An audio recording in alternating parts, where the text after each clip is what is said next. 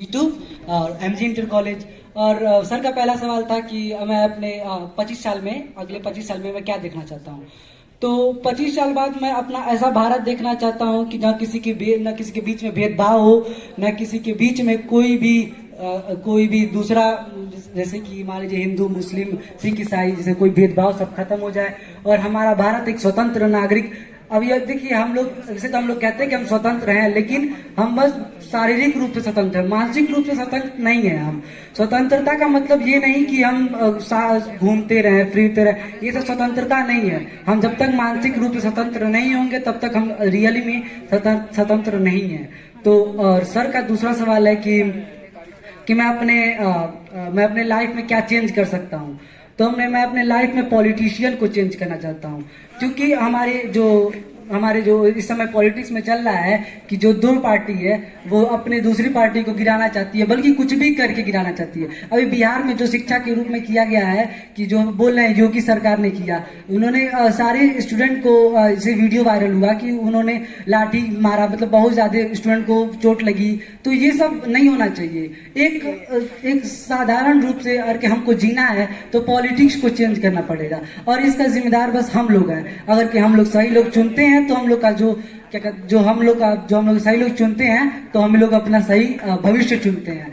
क्योंकि अगर कहीं हम आगे जाके अगर कि हमको आगे बढ़ना है तो पहले हमारे पेरेंट्स को देखना होगा कि हमारे नेता हैं वो कैसे हैं। और जब तक वो हमारे नेता सही नहीं होंगे, जब तक हमारे जो पॉलिटिशियन, जो एक पार्टी अगर के स्थित नहीं रहेगी, तब तक हमारा जो भविष्य वो उज्जवल नहीं होगा। और सर का तीसरा सवाल है रोल मॉडल कौन है। तो हमारे रोल मॉडल सबसे पहले तो हमारे माता पिता होते हैं, क्योंकि हमको चलना बोलना वही सिखाते हैं। उसके बाद हम थोड़े थोड़े बड़े होते हैं तो हमारे टीचर्स रोल मॉडल बनते हैं। और सारे ये दोनों तो ठीक है, बट मेरे एक रोल मॉडल है सचिन तेंदुलकर। और वो उनका मैं एक कहानी सुना सकता हूँ आपको। जब वो 10th में थे तो उनका जब पेपर बोर्ड का चल रहा था तो वो उनको क्रिकेट खेलने के लिए बुलाया गया। तो वो उनको लगा कि मैं पढ़ के कुछ कर नहीं सकता हूँ, बट अपने मैं खेल के कुछ कर सकता हूँ। तो वो पेपर नहीं दिए बल्कि चले गए खेलने के लिए। तो वो 10th में फेल हो गए, लेकिन वो महाराष्ट्र के थे। तो वो कुछ ऐसा किए हैं कि महाराष्ट्र का जो 10th का पहला चैप्टर है वो सचिन तेंदुलकर का नाम का आया। तो यही था। और एक और चीज है कि देखिए, हम आपको एक उदाहरण देना चाहते हैं कि हमारी जो सोच है, वो जिसे हम जो कार्य करते हैं वो 75% नीचे से कार्य करते हैं। जो हमारे देश के, जो भारत के लोग हैं, वो 75% नीचे से काम करते हैं, शारीरिक रूप से। और जो 25% लोग हैं वो मानसिक रूप से कार्य करते हैं। तो हमें अपने इस बदलाव को पूरा करना, मतलब बदलाव को हमको बदलना है, और हमको पूरे रूप से मानसिक तरीके से अपनी बुद्धि को हमको और आगे बढ़ाना है। और इसी तरीके से हमको विज्ञान के क्षेत्र में और आगे बढ़ना है। और नासा तो भाई आप लोग जानते ही होंगे कि बहुत ही उच्च रूप से है। तो हमें भी नासा में जाना है। वैसे मैं भी एनडीए क्लियर करना चाहता हूँ और नेशनल डिफेंस एकेडमी को क्लियर करके और अपने देश को आगे बढ़ाना चाहता हूँ। धन्यवाद। From Mahatma Gandhi inter college. जैसे कि मेरे दोस्त ने बताया, हरिगम ने, कि हम 25 साल बाद भारत को कैसा देखना चाहते हैं। 25 साल बाद भारत तो एक डेवलप्ड कंट्री होगी, लेकिन वो विश्व गुरु के स्तर से भी उभरेगा। क्योंकि आज हम देख रहे सकते हैं कि रूस और जो यूक्रेन का विवाद है, इसमें भारत का भी बहुत बड़ा रोल प्ले है। भारत जो है अभी रूस से उसकी बातचीत जारी है कि मतलब वो जो वर्ल्ड वॉर है, वर्ल्ड वॉर के मतलब रूस को वर्ल्ड वॉर के तरफ जाने से रोक सके। क्योंकि जो हमारा भारत है उसके अंदर इतनी क्षमताएं हैं कि वो मतलब रिसोर्सेस के बिना भी वो डेवलपमेंट को ला सकता है। जैसे कि अभी उसने बताया कि जो एपीजे अब्दुल कलाम थे, एपीजे अब्दुल कलाम ने जब अपनी पढ़ाई शुरू की थी तो उन्होंने एक बहुत ही नीचे स्तर से शुरुआत की थी। उन्होंने पहले अखबार बेच के उन्होंने अपने घर का पालन पोषण भी किया, पढ़ाई भी की। और जब वो एनडीए का एग्जाम देने गए, जैसे मेरे सर ने बताया था कि जब वो एनडीए का एग्जाम देने गए थे तो उनकी बस एक रैंक नीचे थी, जिससे वो फेल हो गए थे।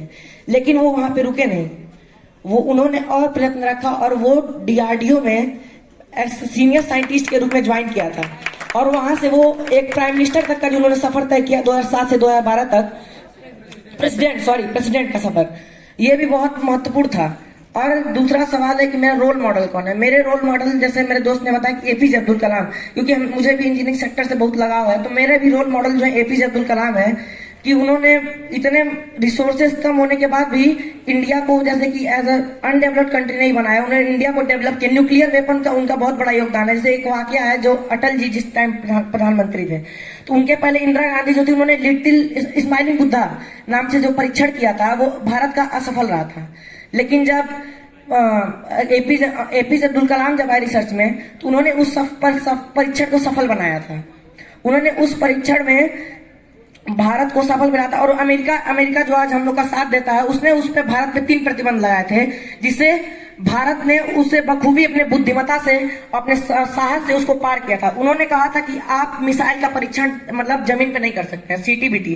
सीटीबीटी जो था, उसके अनुसार ना हम जल में परीक्षण कर सकते थे, ना थल में परीक्षण कर सकते थे, और नभ में परीक्षण कर सकते थे। तो हमारे भारत ने बुद्धिमत्ता से काम लेते हुए उसने धरती के अंदर परीक्षण किया था।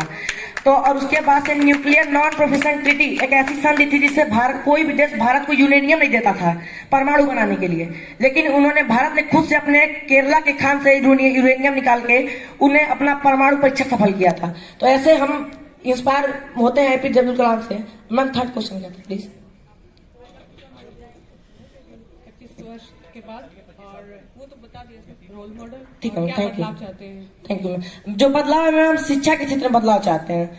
क्योंकि जो एक मेरे भाई ने कहा था कि जो हम लोग हमारे इंडिया में 24 आईआईटी कॉलेज हैं, लेकिन यहाँ के बच्चे पढ़ने के बाद अपने कंट्री की रिसोर्सेज को यूज करने के बाद दूसरे कंट्री के रिसोर्स बन जाते हैं, और ये नहीं होना चाहिए अपने देश में। अपने देश में पढ़े। और एक जो बिल गेट्स से जब पूछा गया कि आप सबसे ज्यादा भारतीय इंजीनियरों को क्यों हायर करते, तो उन्होंने बहुत ही एक जवाब दिया था कि अगर मैं भारत के इंजीनियर को हायर ना करूं, तो इंडिया में ही अपना एक नया माइक्रोसॉफ्ट बना लेंगे। तो ये बहुत ही जरूरी चीज है कि हम अपने रिसोर्स को यूज करें। धन्यवाद। सब मेहमान सबके मेरे स्टूडेंट का धन्यवाद। मैं बताना चाहता हूँ, my name is Shivam Sharma from class 9 G1 sections, MG college Gorakhpur.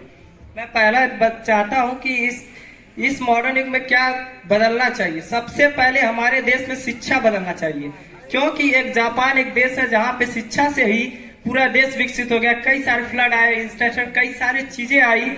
शिक्षा एक ऐसी चीज है जो देश की पूरे सब कुछ बदल सकती है, क्योंकि शिक्षा एक ऐसी चीज है जो देश के बदल कर बहुत आगे ले जा सकती है।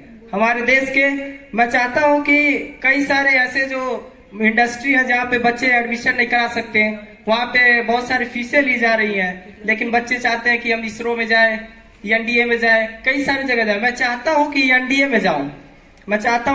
में जाऊं, लेकिन शायद मैं ऐसा ऑनलाइन प्लेटफॉर्म पे ही कर सकता हूं, क्योंकि ऐसे मैंने खान सर को देखा है। उसने जो एक प्लेटफॉर्म है, उसने बहुत सस्ते में और बहुत पूरे कोर्स को दिया है। हम वहां से पढ़ सकते हैं और आगे जा सकते हैं, और एनडीए में जाके बीपी रावत सर जैसा हम बहुत कुछ कर सकते हैं अपने देश के लिए, और शहीद हो सकते हैं।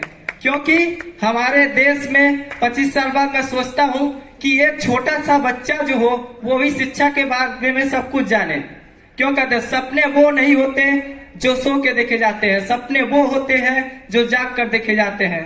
परिंदे वही हवा खोलते हैं जिसके सपने बुलंदी पे होते हैं। मैं कहना चाहता हूँ, रोल मॉडल हमारी शिक्षा है, और शिक्षा सबसे पहले हमारे जो रोल मॉडल है वो हमारे फादर है, जो हमारे लिए यहाँ तक भेजे। हम एक छोटे से स्कूल में पढ़ते थे, उसके बाद थोड़े बड़े स्कूल में गए, उसके बाद मैं अपने डिस्ट्रिक्ट में आया, और उसके बाद मैं सोचता हूँ कि कहीं ऊपर तक मैं जाऊँ और बहुत कुछ करूँ, क्योंकि हमारे लिए शिक्षा बहुत जरूरी होता है। धन्यवाद। मैं उत्कर्ष पांडे, कक्षा 9th Mahatma Gandhi inter college का छात्र, आप सभी के चरणों में अपना प्रणाम भेजता हूं। प्रथम प्रश्न का मैं उत्तर देना चाहूंगा। श्रीमान महोदय ने पूछा कि आप भारत में क्या बदलाव लाना चाहेंगे, तो मैं भारत को प्राचीन प्रणाली की तरफ ले जाना चाहूंगा, जब वेद हुआ करते थे, जब उपनिषद हुआ करते थे।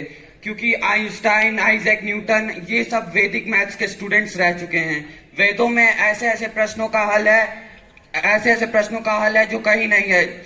आइंस्टाइन के 3 लॉ देने से पहले 1600 BC में महर्षि वेद व्यास ने 3 सूक्त बताए थे, जो कि तीनों लॉ जैसे हैं और उसी से सिमिलर हैं। और ये हमें तब पता चला था जब ये टेक्नोलॉजी नहीं थी, हमारे पास प्रैक्टिकल करने के लिए चीजें नहीं थी।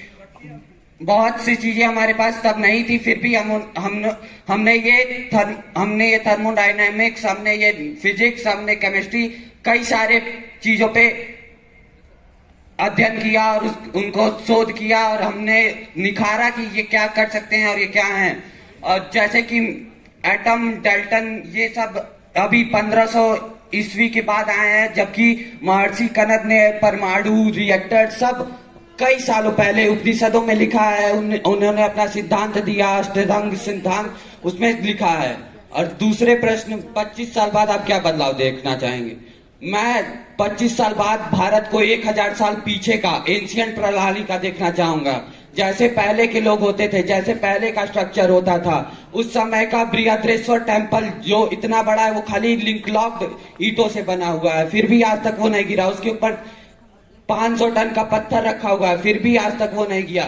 पुराने के स्ट्रक्चर, पुराने की इंजीनियरिंग, पहले समय की चीजें आज से कई गुना ज्यादा अच्छी थी। इतने सारे एंशियंट चीजें अभी तक चल रही हैं, वो उसका हम प्रमाण आज भी देखते हैं। और थर्ड क्वेश्चन कि आप अपना रोल मॉडल, 7.5 अरब लोगों में सब में कुछ खास बात होती है रोल मॉडल लेने के लिए। अगर इंसान चाहे तो सबको अपना रोल मॉडल बनाना चाहता है, पर मैं ऐसा प्रयत्न करूंगा कि मुझे किसी को रोल मॉडल ना बनाना पड़े, लोग चाहें कि मेरा रोल मॉडल उत्कर्ष पांडे हो। Thank you. जय हिंद, जय भारत। मेरा नाम हरिओम त्रिपाठी है और मैं महात्मा गांधी इंटर कॉलेज का छात्र हूँ।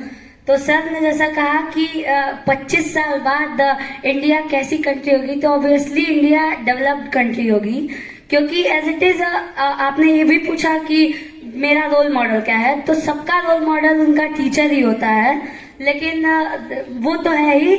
लेकिन sir, I want to become an engineer from IIT, तो मेरा role model APJ Abdul Kalam, जो कि मिसाइल मैन ऑफ इंडिया के नाम से जाने जाते हैं।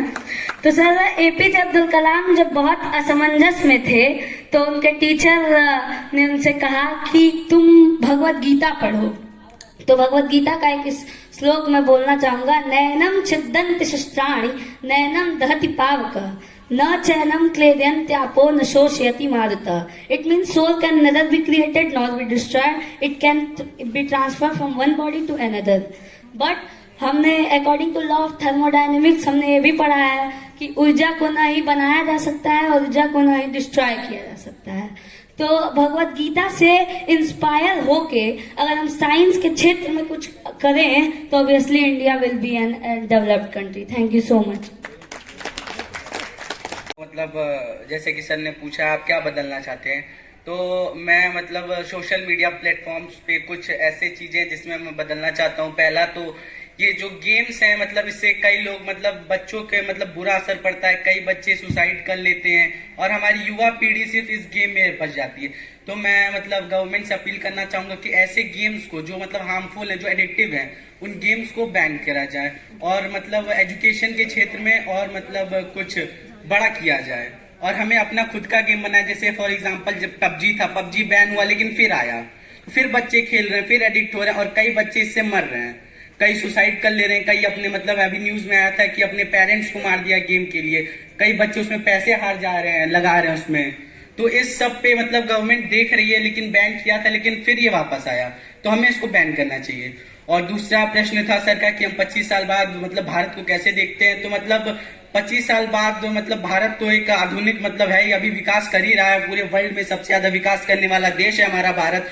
और 25 साल बाद भी मतलब हम देख रहे हैं कि हमारा भारत विकास कर जाएगा, पर अगर हमारा देश सही हाथों में रहा तब विकास कर पाएगा। अगर हमारा देश किसी गलत हाथों में चला गया तो हम नहीं कह सकते कि हाँ 25 साल बाद विकास होगा कि नहीं होगा।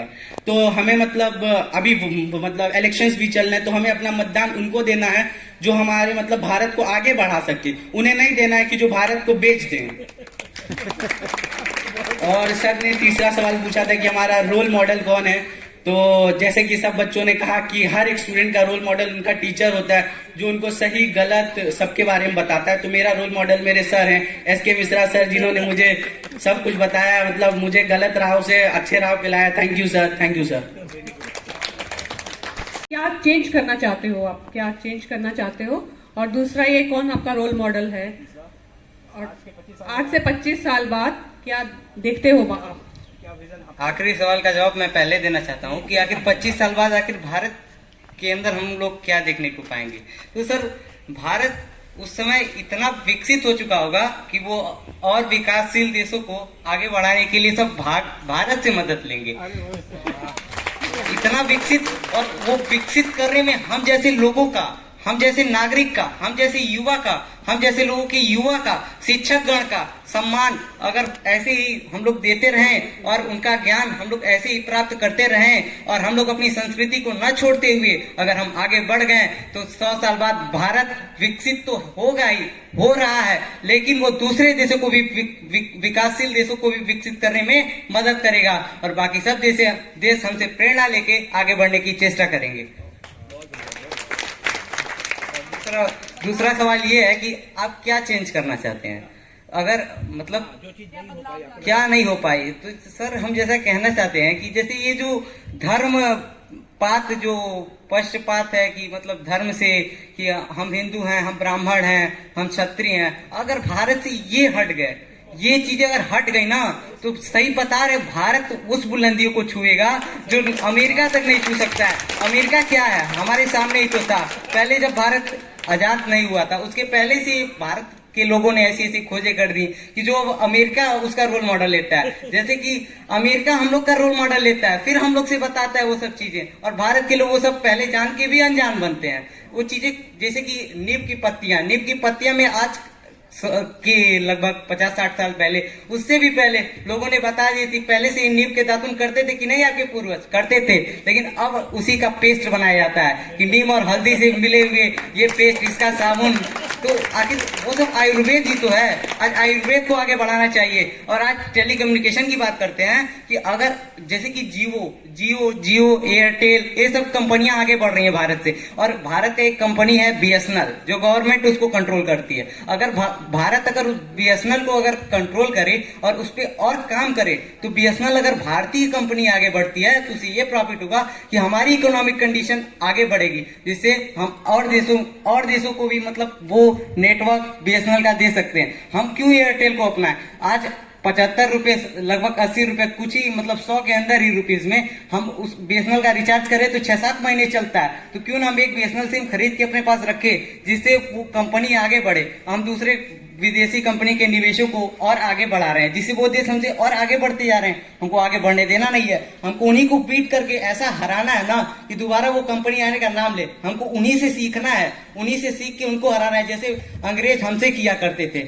समझे। जय हिंद, जय भारत। और एक क्वेश्चन और था, एक हमारा रोल मॉडल क्या, हमारे रोल मॉडल एक कोई अकेला नहीं है, क्योंकि भारत सबसे सीखता है और सिखाता भी है। तो जैसे हमारा रोल मॉडल गुरुजन है, जितने गुरुजन है जिन्होंने हमें शिक्षा दी है, और भारत के वैज्ञानिक जिन्होंने अलग अलग चीजों की खोजें की हैं, वो हमारे रोल मॉडल है। और गुरुजन जिनके आशीर्वाद से वो खोजें की गई हैं, जिनके आशीर्वाद से वो खोजें की गई हैं। गुरु स्वयं उस स्थान पे नहीं पहुंचता, लेकिन उस शिष्य को वहां तक पहुंचा देता है कि वो उस बुलंदियों को छूता है। जैसे कि अगर कोई IAS की तैयारी कर रहा है, UPSC union public service commission की अगर कोई तैयारी कर रहा है, तो शिक्षक जो होता है, क्या जरूरी नहीं वो IAS ही हो, लेकिन उसका पढ़ाया हुआ शिष्य क्यों IAS बन जाता है, क्यों PCS बन जाता है, क्योंकि उसके अनुभव उसे ही आगे बढ़ाते हैं।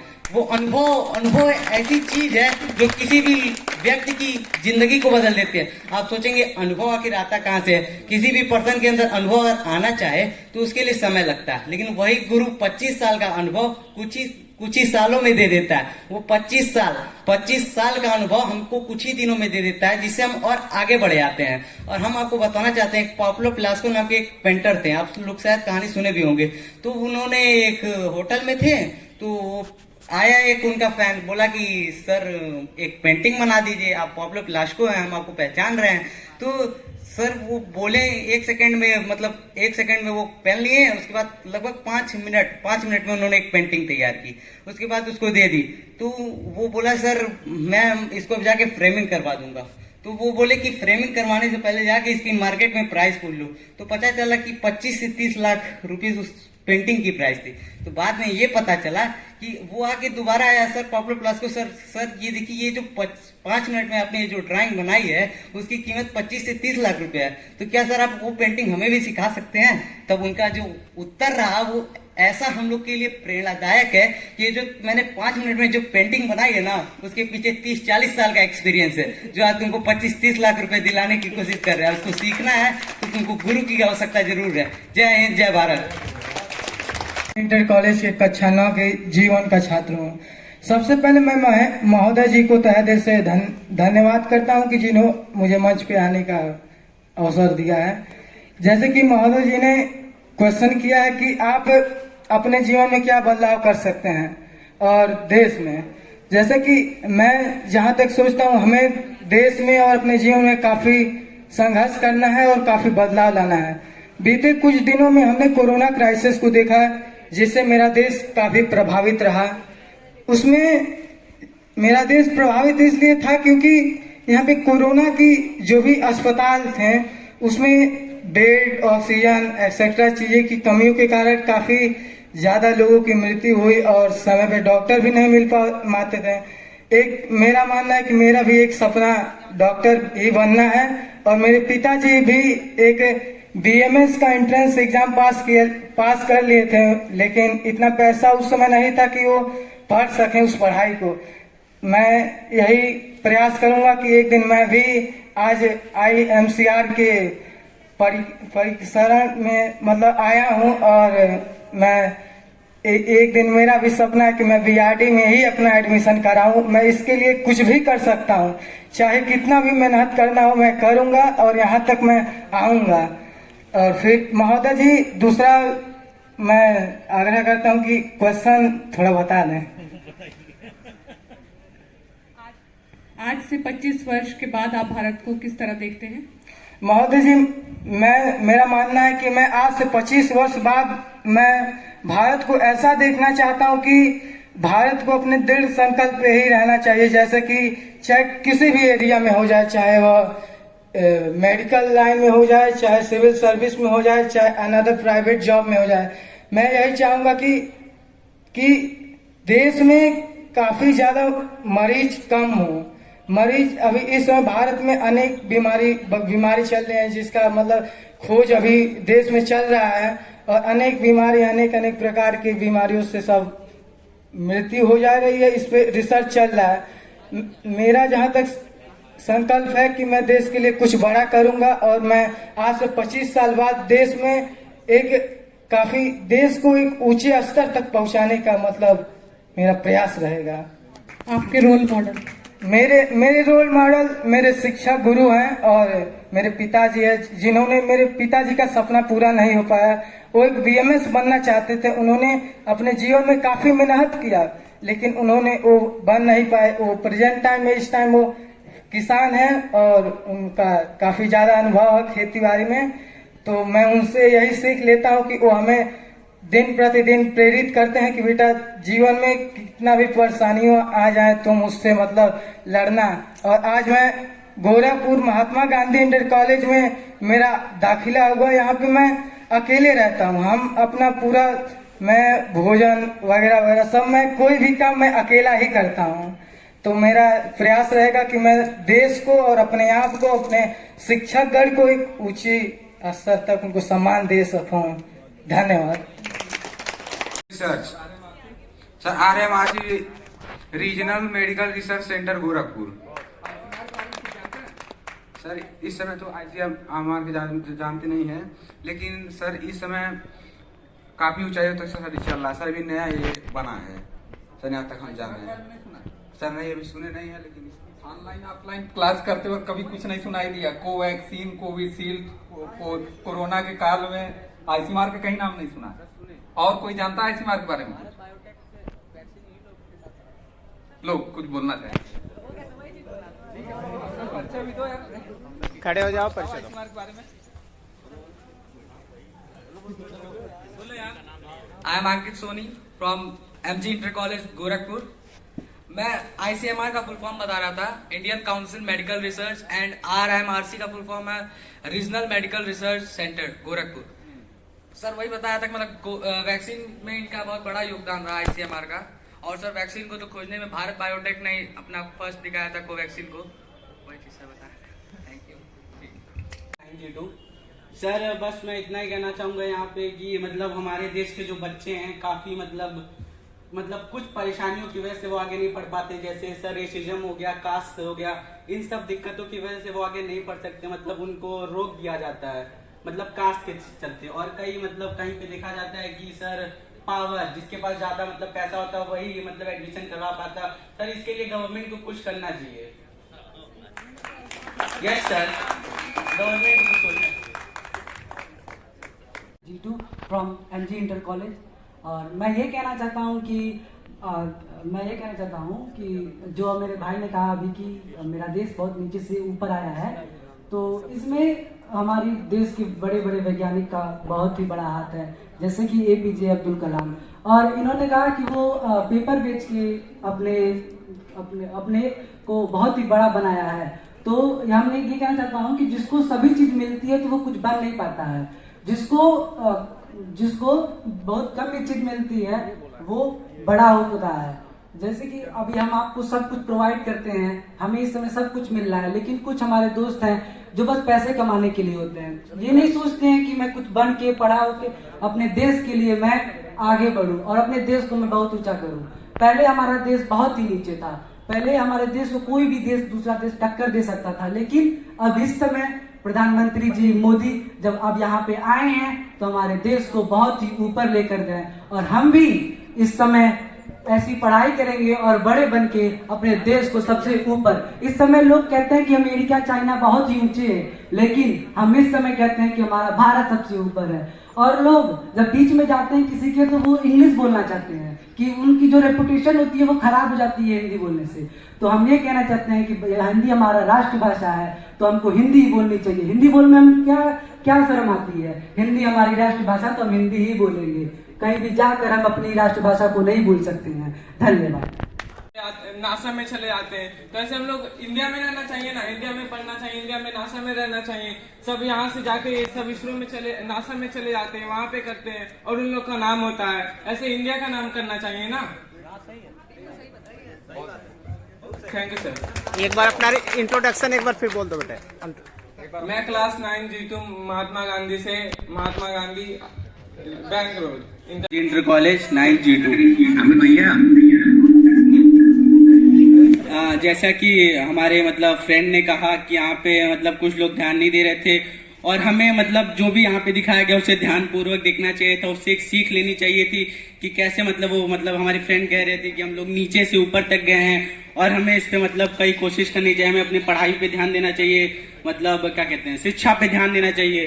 पर कई यहाँ विद्यार्थी ऐसे जो यहाँ पे सिर्फ मतलब हंसी मजाक करने आए, जो सीरियस नहीं ले रहे हैं इस चीज को। Very good. तो मैं उससे वही कहना चाहूंगा कि प्लीज हम यहाँ पे आए हैं कुछ समझने के लिए, कुछ सीखने के लिए, तो सीखा जाए। Thank you ma'am.